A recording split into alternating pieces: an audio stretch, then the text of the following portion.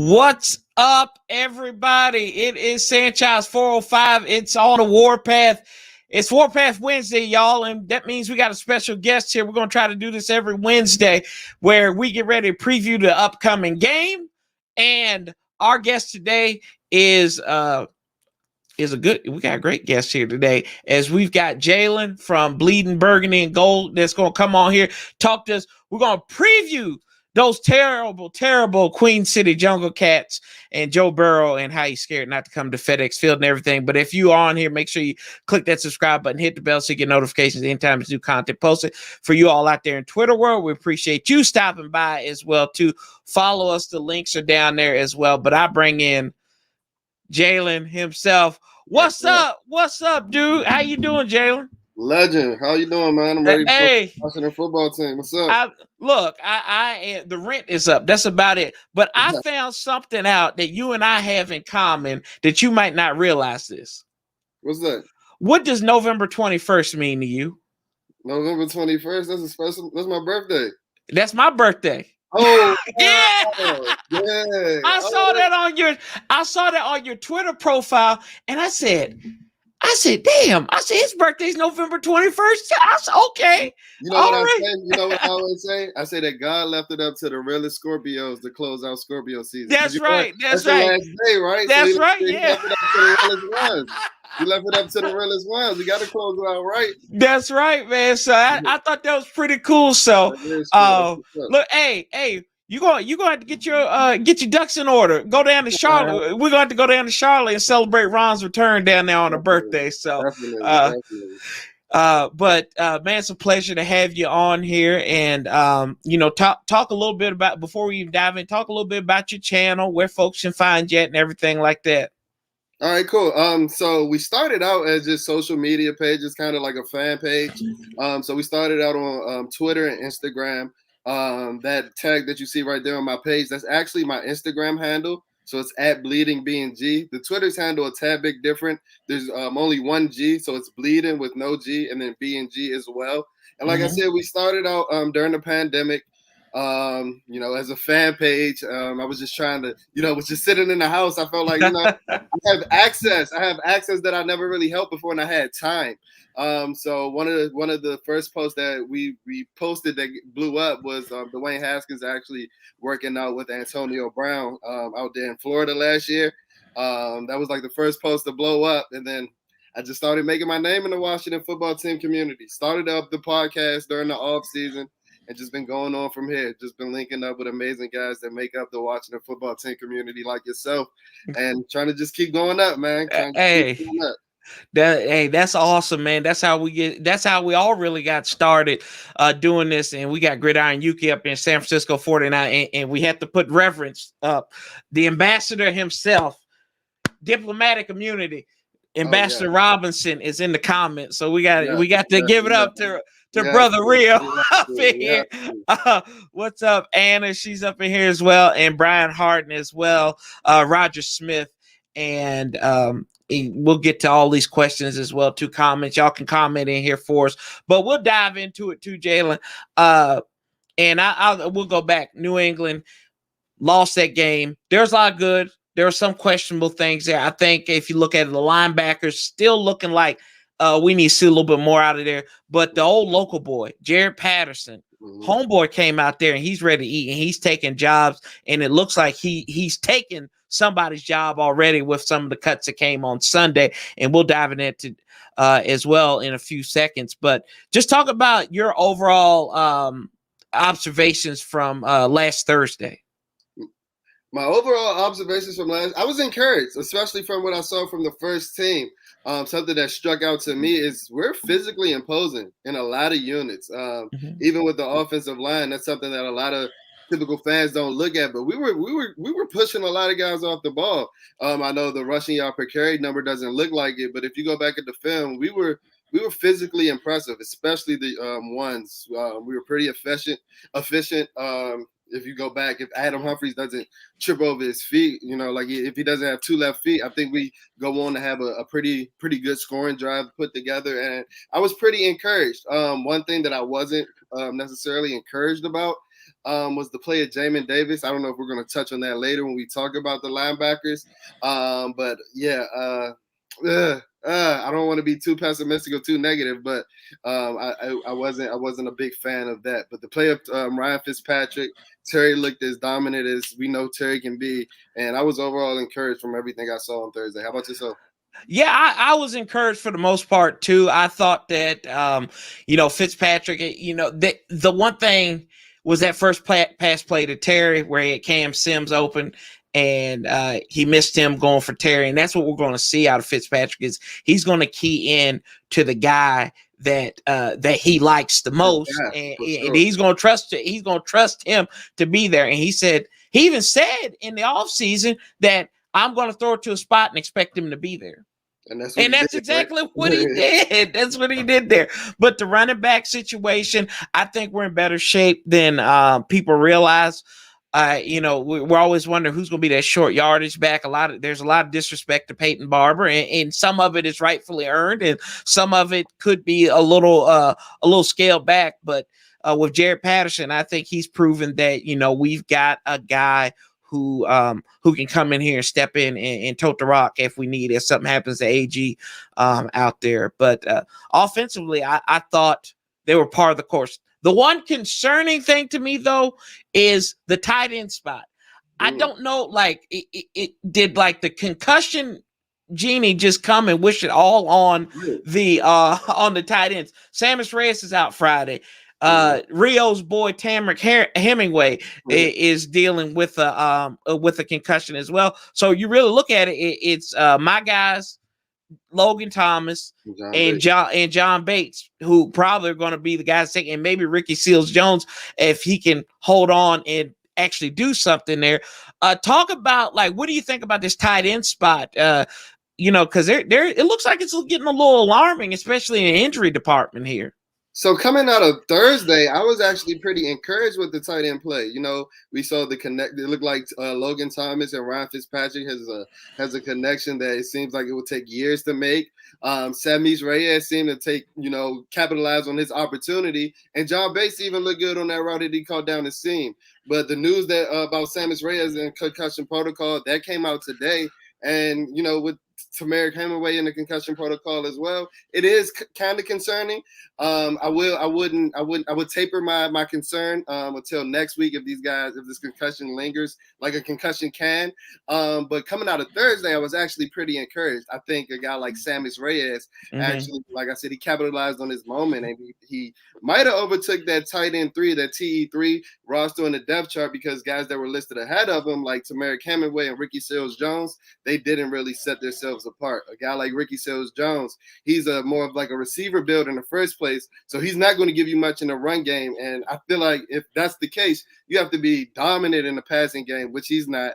And then honestly, and I've tweeted about this, I think that Tamarick Hemingway played about a quarter and a half with the concussion. If you go look back and look about midway through the second quarter, Taylor Heineke threw him a 50-50 ball on the sideline, and he came down on his head, and he laid there for about 4 seconds. Then he popped right back up, and his play was terrible from then on out. He was getting demolished in the run game, and this is something that I noticed going back and watching film. So after Thursday, I was pretty encouraged, but just like you, with all the news and reports coming out as far as health and safety, I am pretty concerned. Yeah, well, Tim Tebow's out there, so if we need a body, we can go out there and get him. He might roll her. Shout out to my boy Dump Truck Don in the 757, making memories and not excuses. Shout out. What's up, Don? How you doing? I will slap a table for you, and I just messed the camera up doing that too, so that was not me moving, but there we go. We get it fixed back there. But shout out to you. Taking care of some house business here real quick, and got comments. That's the one thing, you get comments all the time, so that kind of cuts into it a little bit. Let's see, Yuki. What over here on the Warpath? It's lit over here. I love it over here. I don't know about all that. Outlaw King, what's up? John down south, what's up? What's up? Chris, what's up, brother? Patrick West, what's up, man? And let's see, our ambassador's still in here as well, but shout out to you all. Yeah. What's up, Roger? He said path to 11 wins starts right side, running behind Sheriff, Cosme, Bates, more smash mouth. It works trying to get away from being being a finesse offense. And with that, Roger kind of brings up a good spot. What'd you think of Sam Cosme on Thursday? I was really impressed with Sam Cosme. He looked very dominant in the run game. I mean, he held up pretty well in pass pro. And I agree with what Roger just said. If you play that type of efficient football, you don't put the ball in Ryan Fitzpatrick's hands to make those mistakes, to turn into the Fitztragic that we know he can be. And I feel like we can do it. Like he said, just those guys that he mentioned, those are all pretty physically dominant guys. We saw John Bates in Friday Night Football. I think we pointed out, we were like, he's a pretty big dude. He's slow as molasses, but he's a pretty big dude. And, you know, once he pins onto you, he was giving it a hard time for the defensive lineman we saw. So, yeah, I'm pretty encouraged with that style of play. And I actually look forward to having that type of style of play with a little bit more innovation, with a tad bit more innovation. Yeah, I think, and you know, you talk about John Bates. He make the pads pop too. Now he's not gonna go there. He's like grandma up in the Nutty Professor. He said, Cletus, you walk over, but you limp back. He said, I ain't no easy win, brother. So we had to church that up a little bit for the folks at home. But what's up, Redskin 007? And y'all, yes, make sure, I think Rio said it as well, make sure you go sub up Jalen. His links are in the description, so go ahead and check him out as well. I don't know about that, Rio, but say, what's up? We brought in Caleb Wilson as a tight end for, yeah, we saw that. What's up, Tim? Shout out to Tim as well. Go check him out. But you know, you dive into the opponent, and I really want to get to the opponent and kind of brush over them because this ain't the regular season, so we ain't have to worry about it. And I think the biggest line is that Joe Burrow is terrified to come to this stadium behind me because, you know, they're going to have petty people like Rio out there that's going to be like, hey, break a leg out there, Joe. No pun intended. But, you know, I think this is going to be the final dress rehearsal. Do you think that are they worried about Joe Burrow? Like, where's your mindset at? Do you think that's something that's just mentally in his head? Like, I can't go there and play because he did play. I think he did play against Tampa Bay last week, if I'm not mistaken. And I think he did get his feet wet in that game. But you know, Joe Burrow not being there. Do you think that's really a good dress rehearsal for this team if you're not having the best quarterback on the team going out there? First of all, I don't blame Joe Burrow for not wanting to go to FedEx Field. I don't blame Joe Burrow. Honestly, I had a tour of FedEx Field today, and I was terrified to go to FedEx Field until I saw some of the improvements and innovations they were making at the stadium. So, like I said, I don't blame Joe Burrow in the least bit. Like, that's a quarterback graveyard in FedEx Field, if we're being honest. Like, we know the stories. I don't even have to go over them. So, honestly, the preseason matters. And I just think that if our guys get work, if they get a certain number of reps, it's just all about them hitting their number of reps within a certain amount of time. So no matter the quarterback, they say we played bad quarterbacks in the regular season last year. So I don't really care about who we go up against the preseason because evidently we're not going to get our respect either way. We had the second-rate defense, and all they're talking about is we played scrub quarterbacks, which may be true, but I think we're going to have an opportunity to prove that this season. So I'm not worried about who we play in the preseason. So I think they're I'm not sure who their backup quarterback is. I think it's Zach Allen, but I'm not sure. But I think he's going to give us a decent look. They've got Brandon, so he did not play. So I apologize for making fun of Joe Burrow like that and being disrespectful. Shout out Athens, Ohio. Brandon Allen, Kyle Shermer. So and they've got Joe Mixon and everybody's favorite running back, Samaje Perine, is on there once again. Jamar Chase, which I thought was an interesting pickup in the draft for them, knowing that you lost your commodity in Joe Burrow. I thought that was and Penei Sewell was right there. You go out there and get his college teammate Jamar Chase, who, for one reason, he might be a beast and everything. He was out all last season, and I don't know. Do you think, looking at the Bengals, if you were a Bengals fan, would you have wanted Jamar Chase, or would you have wanted somebody learn from your lesson in the past and be like, hey, we need to protect Joe Burrow? I watch a lot of college football, so I was very high on Jamar Chase. If we go back to the 2019 season, he was dominant. Like, he was one of the best college receivers I've seen in a long time. Mm-hmm. So I wasn't necessarily upset with the pick because you are pairing him with his college quarterback, where you're going to assume that the chemistry is already there.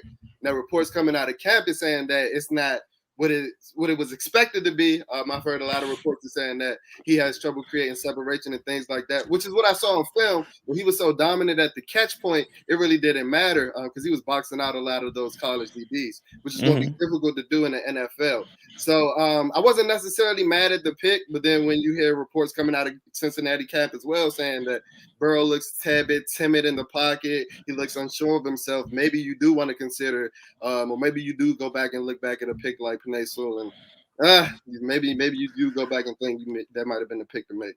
Hey man, like I said, I think you need to protect your commodity. But if Jamar Chase is out there and you're trying to rebuild and make your 05 Bengals once again, and you got your quarterback like Palmer and get your Ocho Cinco, I think go ahead.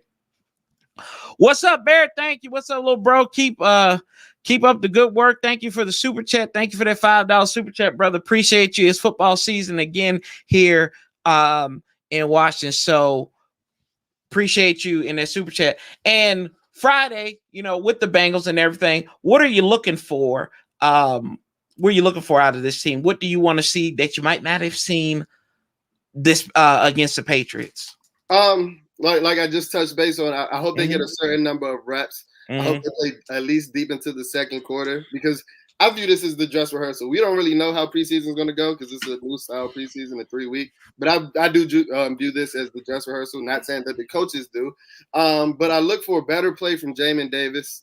I look for the Terry, the Brian Fitzpatrick and the Terry connection to keep on checking.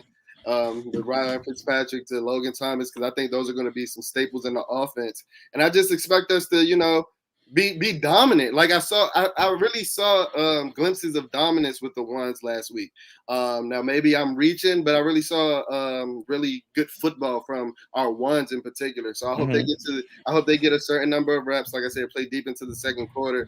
Better play from guys like Jamin Davis. I do want to see how that last wide receiver roster spot looks out, who shakes up, who gets more snaps out of guys like AGG, Antonio Gandy Golden, Steven Sims, Dax Mill, who's having a pretty good week of camp. And like you said, Jared Patterson. There's a lot of back half of the roster roster position breakdowns that need to shake out, and I'm looking for that. Yeah, and you talked about the wide receiver spot. Of course, Kelvin Harmon, who was released on Sunday, and he was cut, and he wasn't the first cut. How'd you feel about that? I thought he was gonna make the team. Like, I was shocked that he was cut this early. And when we were there at Friday football, when he was standing on the sideline, and like I was like, this doesn't take me as a guy that's gonna make the team. And then I've heard people say that this guy could have been a number 2. He could have been a such and such on team. Sam Cosmi could outrun this dude. Let's be honest, man. Sam Cosmi could outrun this dude. Somebody check him. I'm pretty sure they probably got similar 40s. But I just, to the point, it was just like, okay, let's go on. And Ron has no loyalty to these guys. He's like Chris Brown in that movie. He's like, these hoes ain't loyal. So why are we worried about this? I think that it's the Ashburn syndrome, right? We saw a guy back in 2019 who had a good catch radius. Let's not give him that, but his best game was 58 yards receiving. Let's keep that. Let's keep that in perspective right there. That's not going to win you ball games.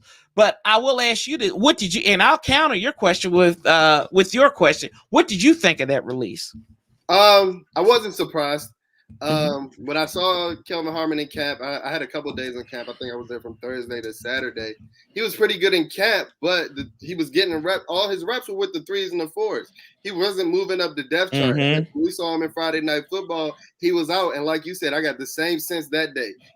He wasn't even moving like a guy that was assured of his roster spot. He was kind of like, even on the sideline, he was like looking at what I can do. Let me get in the coach's eyesight. It was kind of like high school football in a sense, trying to make make the roster cut. If you saw what I saw, Right. but it was on. Yeah, I saw a lot of those same things on Friday Night Football. So I wasn't necessarily surprised. I will say that he looked pretty decent coming back from his ACL, but he's slow as molasses. He's going to have to win with contested catches, and I just feel like we got guys that can do it better, and guys like Cam Sims and AGG in a sense. I think the coaches think AGG can do it better, but I know Cam Sims for sure. So we have guys that just do his role just a tad bit better. Yeah, no, I think you're absolutely right in that respect there. I think his size was appealing to everybody. And Redskin 007, thank you, brother. We going to the playoffs. Cheers. Thanks for the cool content. It's nice to see the team headed in the right direction. Thank you, sir. And I agree with you 110%. Thank you for the super chat as well. And I've got another one here. Shout out to Nati, DMV Sports Zone. Appreciate you, brother, for coming in here. I see Hawk in here as well. Appreciate you. And Armand, the only reason why I haven't said your name yet is because you got a super chat here. So I'm going to read yours next here. Appreciate the super chat, brother. Thank you. On the Warpath. Keep it up, bro. Excellent shows. Tight end depth. Thoughts. We touched on this a few minutes ago. And, I thought we both thought that the tight ends played pretty well, but now the injury bug or the concussion bug is starting to hit them a little bit. And even Ricky Seals-Jones was hurt like in the first week of training camp too, and he's just making his way back. So really, you only have two healthy tight ends on the roster right now. You do bring in Caleb Wilson from Philadelphia, but you've only got two healthy tight ends that are familiar with the system, Logan Thomas and John Bates. So that's an area of concern. But I appreciate the super chat there, brother. And shout out to Anthony as well. What's up, bro? And y'all ain't going to the playoffs. Calm down. That's coming from a 49ers fan who saw – this is a 49ers fan who believes Trey Lance is going to be okay with Kyle Shanahan. I'm not saying he's not going to be okay, but with Kyle Shanahan, he will not be okay. That was stubborn Shanny. Nah, that's it. The arrogance blinds him, man. But hey, let's dive into you and I. We went back and forth on Sunday, and it was from the same place and love and affection for number 17. Mm-hmm. So are you willing to say right now between God and everybody, Corey, you're probably right. All right, so I'm gonna tell you like I told Rio. And then I'm gonna give you your props. But then all right, I'm gonna give it one more episode. I'm delusional. I'm gonna give it one more episode. I'm gonna give it from the 40s to the 30s, and hopefully I see my guy number 17. Hopefully, I see my guy number 17. If that doesn't happen, I'll hit you and say, Corey, you're right.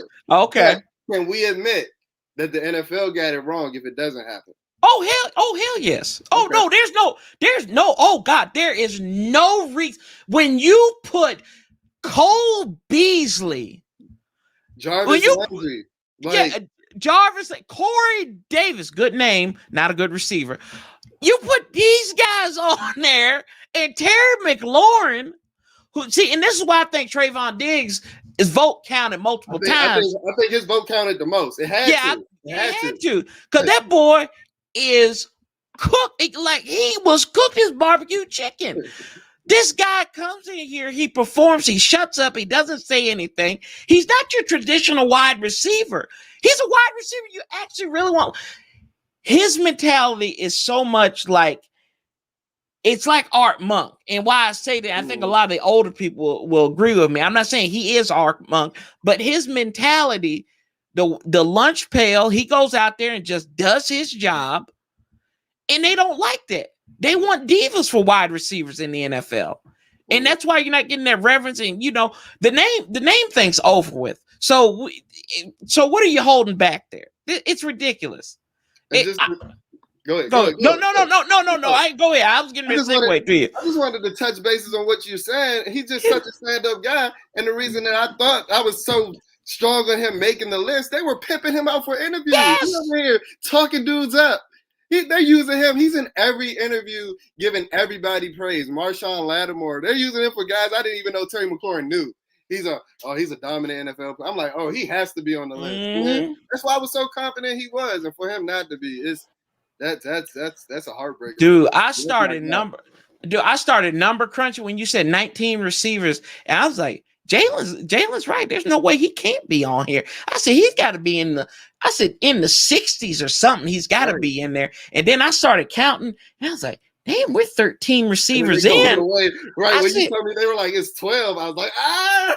Yeah, I went back and I started counting them, and I was like, I said what? When I saw Cole Beasley, I said I knew. And I told you that on Twitter. I said, when I saw Cole Beasley on this top 100 list coming in at like 90 something, and then the fact that I'm not a big Brandon Sheriff fan, but he was at 98, and he's the only All-Pro on the team, and he's the lowest ranked All-Pro on there.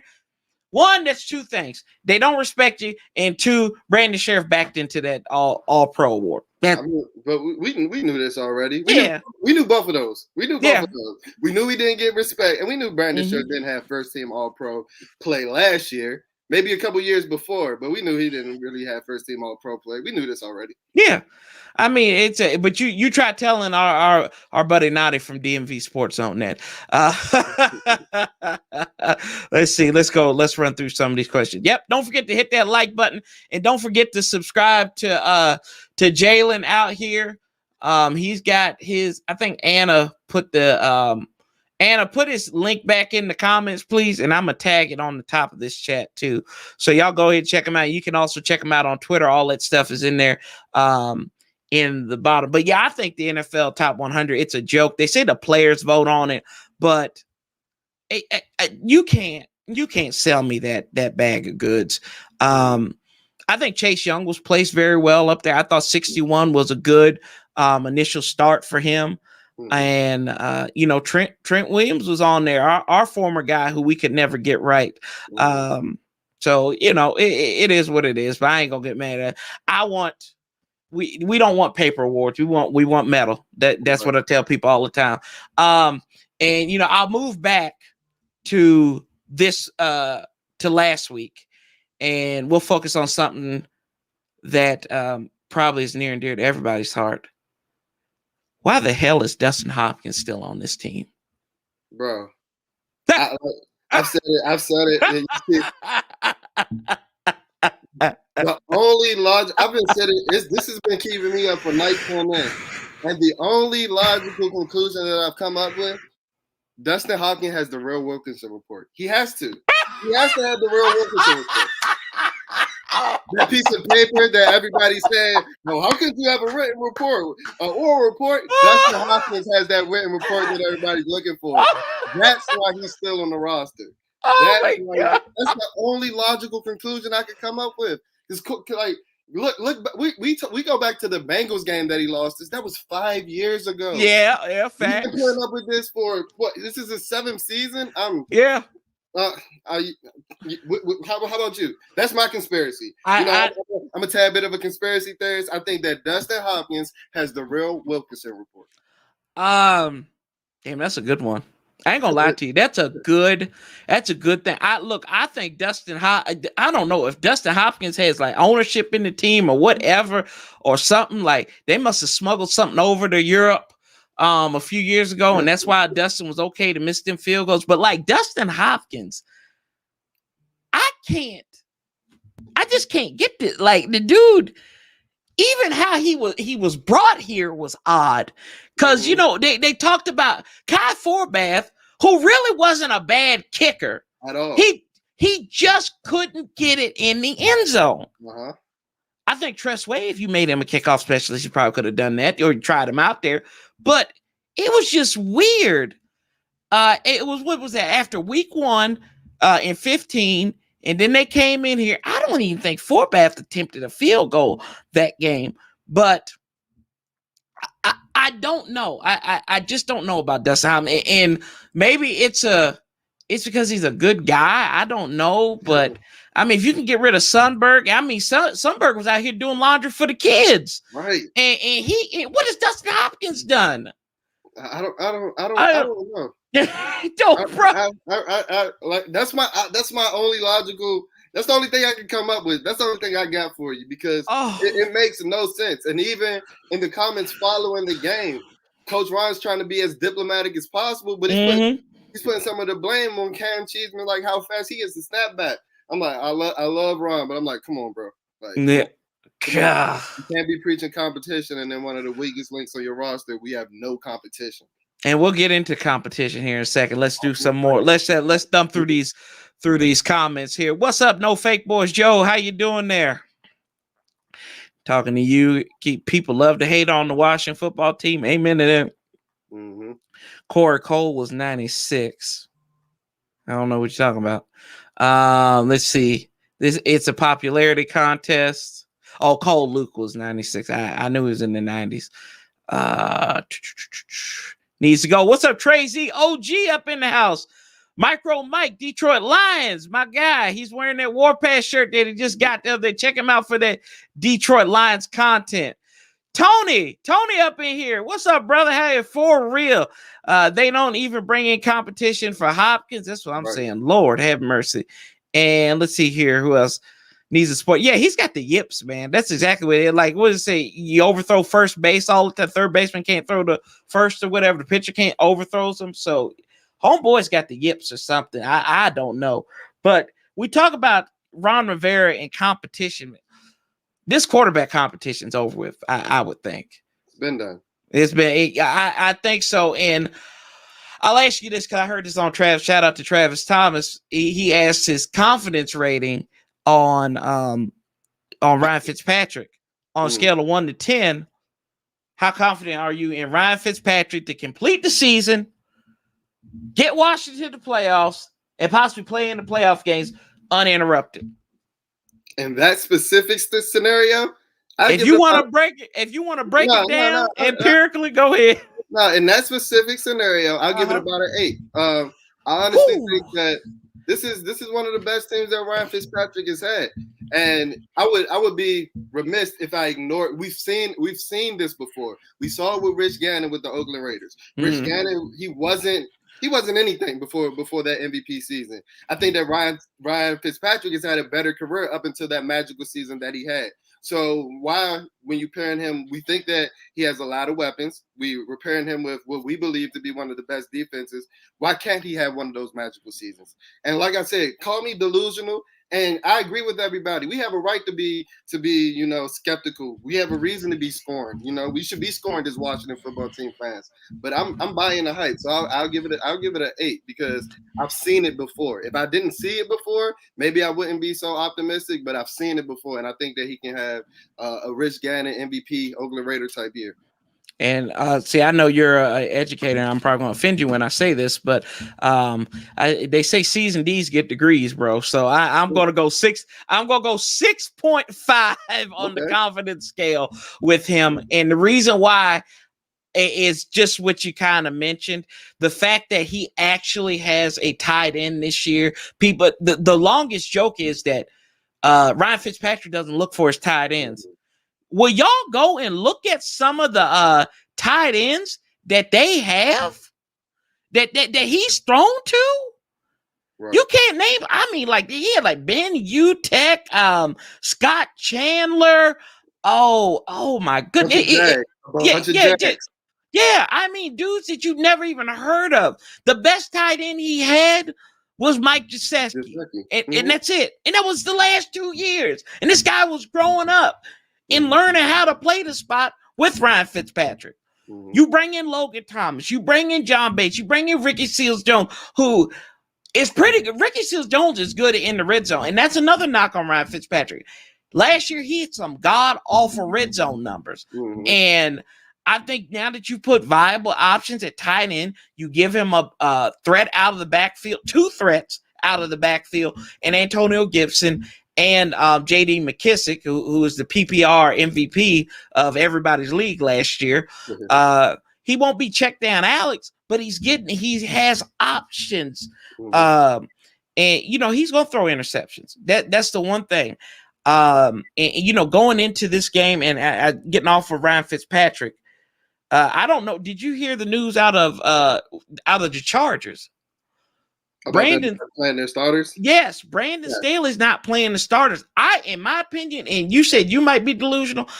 I'm not worried about the Chargers, and if that's the case, y'all can write that down and come back to me and say that I'm not worried because you got a second-year quarterback in a new offensive system and with a coordinator who didn't even make it through a full season or made it through a season and a half in Detroit and Lombardi.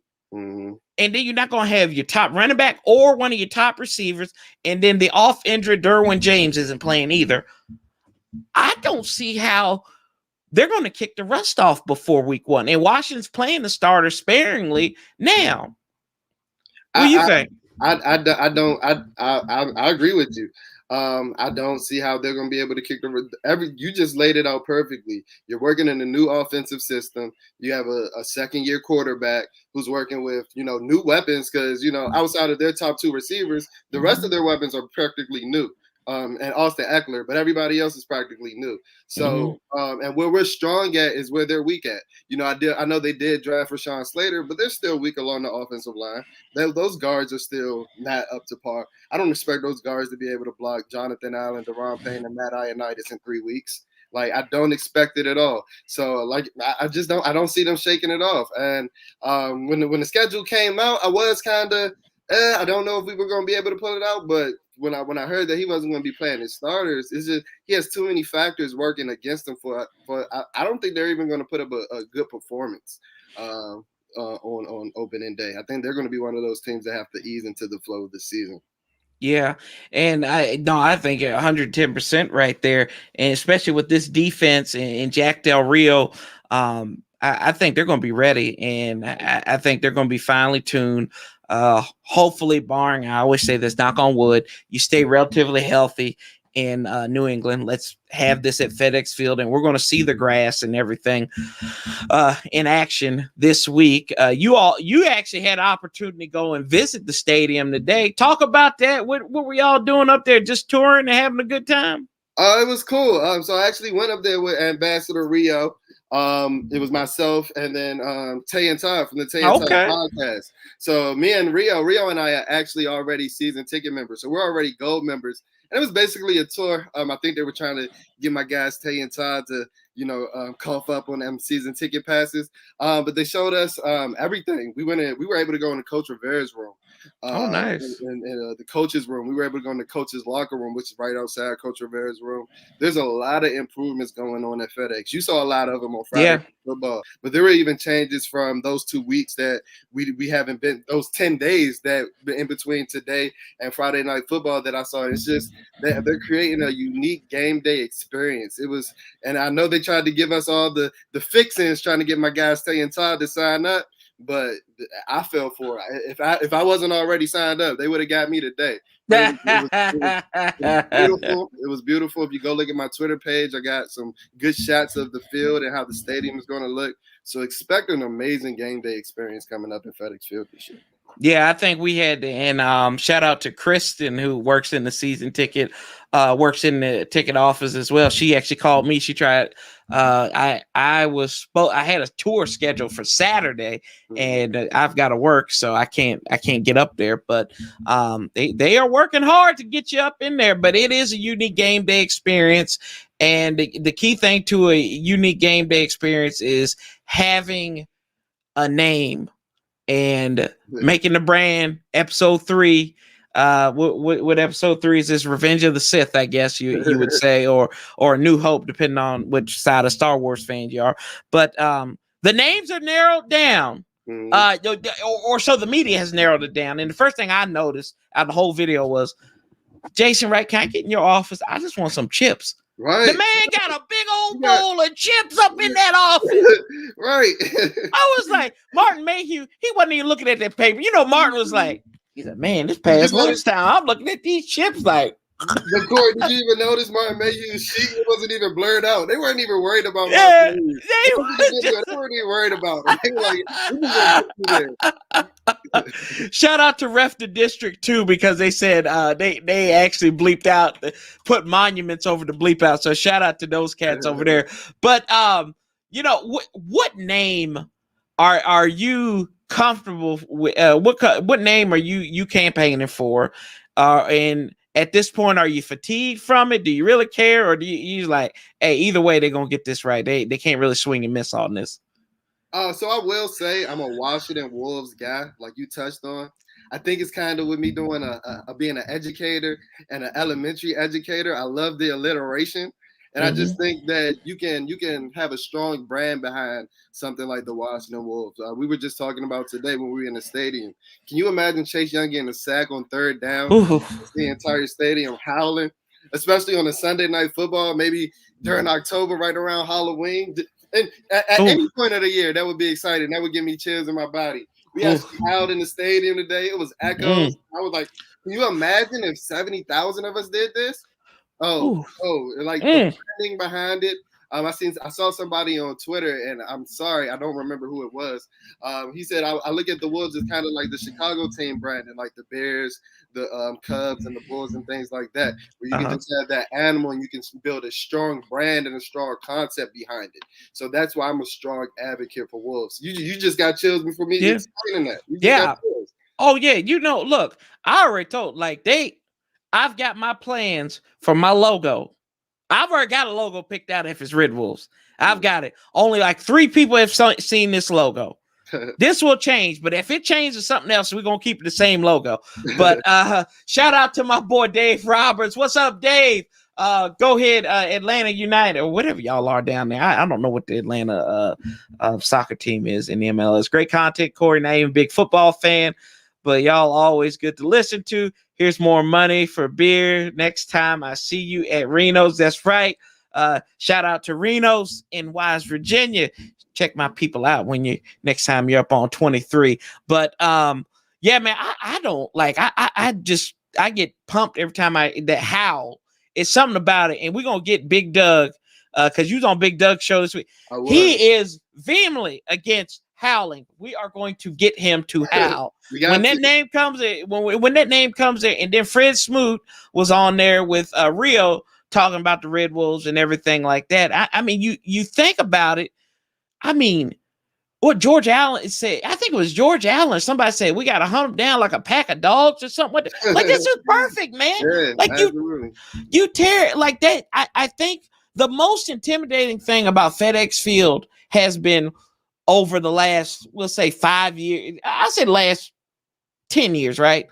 Is your quarterback can be damaged goods, and you have a threat of seeing the opposite team. It's almost home field advantage for the opposite team. Like I remember in the end of the 2018 season, the Eagles game, and it was nothing. They all them dirty, rotten, cracked bell people from Philadelphia got down 95, took the Amtrak. And they went, and I was like, where in the hell are we? I said, what is this? Where are my friends? Wait, where did they go? I would like to know. They don't live here no more. It was just like, I went to the Giants game, the last Giants game when we were the Redskins, and it was like a college game. And I'm like, what is this? This makes no sense, bro. And I want to get back to that where it's like, hey, that's family right there. Hey, that's family. We're going to have a good time. I want what we had at Friday Night Football and that excitement. And I will preface this. There are going to be peaks and there are going to be valleys. For sure. But at the end of the day, we all got to be in this together. Like, I don't think people realize this. So, I mean, God, but that howl, though, dude, that howl will just get me. And then maybe Jason will throw some chips out to us. What's up? Winning the howl to get Doug to howl. That's right, man. We're gonna get Big Doug to do it there. Spock the Trekkie. And let's see here. And y'all, if y'all got any questions, let me know in the comments. We'll answer. We got about 15 minutes here to go. So shout out your questions and everything like that. And we'll talk about the more of the roster cut downs. We touched on Kelvin Harmon, and then it was a bad day to have the last name Miller. Terrible day to have Lamar Miller coming off scoring a touchdown by Steven Montez in New England. He was cut, and we know why there. And then Chris Miller, who I thought he was still working for NBC Sports Washington covering the Wizards, but I don't know, man. What'd you think? What'd you think about Lamar Miller? I think that was kind of obvious. Lamar Miller wasn't going to make this team. I just think that was a result of the Jared Patterson show. Mm-hmm. You know, and I have some interesting insight. Jared Patterson's actually a family friend. Okay. So I've known Jared Patterson almost all his life, since he was about 6 or 7. And let me tell you, this is a guy that's been playing running back since he was about 6 or 7. And you see it. He's a natural runner. You see it in the cuts that he makes. He knows the right hole. He knows how to press. I don't know if this is a hot take. I think he's the most natural runner in the running back room. Not saying he's the most talented, but like I said, this is a guy that's been playing running back all his life, and he exuded that on Thursday. You saw he was able to go pick out a hole and explode through it and hit the hole, something that, his 5'7" frame doesn't suggest that he's capable of doing. But that's the guy that I've known all his life. And I heard that he was actually taking over some return duties in practice this week, which I got excited about because this is a durable body. This is somebody that took 30 carries a game in college. So he's able to hold up in the return game. And I may have an inkling that he's working with one Washington football team legend on some tips in the return game on how to get better in the return game. Somebody that was dominant in that aspect of the game. I may have an inkling. I may have helped set that up. I was there. I was there. Yeah, I think I was there when that happened. Should be Hall of Famer. Yeah, absolutely. But I'm really so I think the Lamar Miller cut was definitely the result of Jared Patterson's play for sure. And shout out happy birthday to that that needs to be Hall of Famer that you're alluding to. What's your record predictions for this year? What do you think? How does the old Burgundy and Gold fare overall in a tough schedule, tough home slate for sure? What are you thinking? All right, so before everybody gets on me, I like to point out I've referred to myself as delusional throughout the show, but I do think that we're going to go 12-5. Honestly, just touching on some of the things that we talked about in this episode. If we play that way of football that we were talking about earlier, smash mouth with a little innovation, which I think we're capable of doing, and our defense is up to par, you're going to give Fitz short fields, and then you're going to keep the ball out of Fitz's hands because you got guys you have multiple playmakers. You have guys that can, you don't have to throw a deep pass for us to have an impact play. You can give it to Curtis Samuel in space. You can give it to Terry McLaurin in space where the mistakes are less, prone to happening. And I think that if you play that style of football, which I think that we're going to do, I think that we can go 12-5. Despite, and I'm not going to ignore, we play some elite quarterbacks. We play some very elite quarterbacks. But if the defense does what I think it's going to do, I think we're going to go 12-5. And I think some people in the 757 saw some ignorant dude on Channel 3 in CBS during the first day of training camp saying 12-5. It was the heat that got to him. I think it might have been. It was a guy who looked like me, and they were sitting there with Josh Taylor and Rio, and they said, look in the camera and say, look, 12-5, we coming for you, NFC. I would like to find that clip. That'd be something hilarious to put up there. But, I think 10-7 is respectable. And I think that can do that. And I think this is going to be a better team. We might not even win the division, but I think this is going to be a better team overall. And I think we're going to get 2 to 3 more wins. So I've got them at 10-7, and I like that a lot. Somebody else said playoffs with that record. Yes, we do. Yeah, we make the playoffs. We're gonna go on the road like a pack of wolves on the road. We're gonna hunt, boy. Dave, let's see here. Molly Mall asks the Dallas Sewer Rats offense versus the Washington defense. Looking forward to it. Great show, Phil. Appreciate you, Molly Mall. I think it's gonna be good. If Dak Prescott, I don't know if you've watched that show on HBO with those that team on Oh, I know what it's called, but I don't want to give him. I don't want to give him credit. I'm not going to refer to it. I don't watch it. Yeah. That's exactly why. But I think if one Rain Prescott can be healthy, I think this is going to be a good matchup against Dallas this year, and hopefully they figure out who their tight end's going to be. But they've got 3 good wide receivers there, so. What do you think? You looking forward to seeing that matchup? I think it has the potential of being a good matchup if Dallas's offensive line holds up. They got a bunch of senior citizens holding up that offensive line. So if those guys, if Tyron Smith's back holds up, Zach Martin is able to play in his natural position, even though I do think, that Chase Young is going to give a healthy Tyron Smith work this year. That's how I feel. But I do think it has the potential to be a good matchup. I like that one. This one, Dave Roberts asked too. Thoughts on the new taunting rules? John Mayer came out today and was talking about defending that. I think this is the biggest crock of crap in the world that, competitors, you go out there. I mean, as long as you ain't pushing somebody in the face and spitting in somebody's face and everything, what's wrong? Stop them. That's what you do, right? I think it's a deeper issue that I don't really want to get into. Right. But I think it's just they just want to control the players. And I was even more sure of that after listening to Mayer's comments. Mm-hmm. He sounded like a get off my lawn type of guy with those comments. So it's the no fun league. It's what I expect.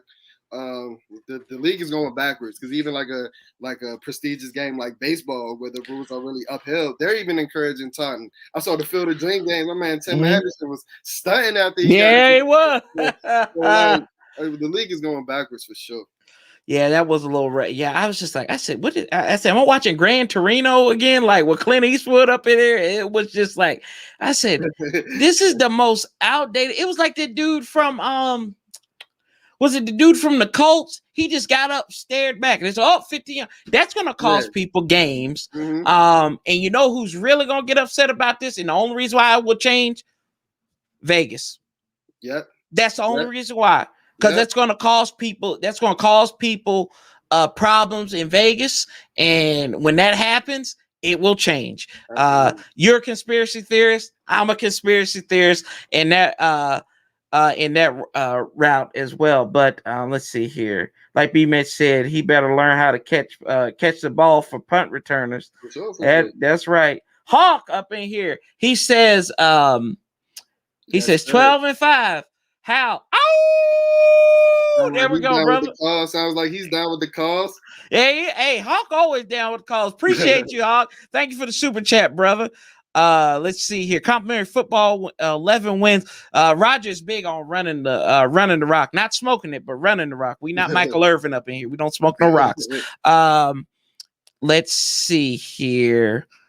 Falls on coaching this year. Too many weapons. That's right, Tracy. King of the Petty. What's up, DC Bay up in the house? Big Sexy, how you doing, bro? Oh, Lord, that's Merrill. He hates. I hate them rules. They're truly ruining the game. This will become this.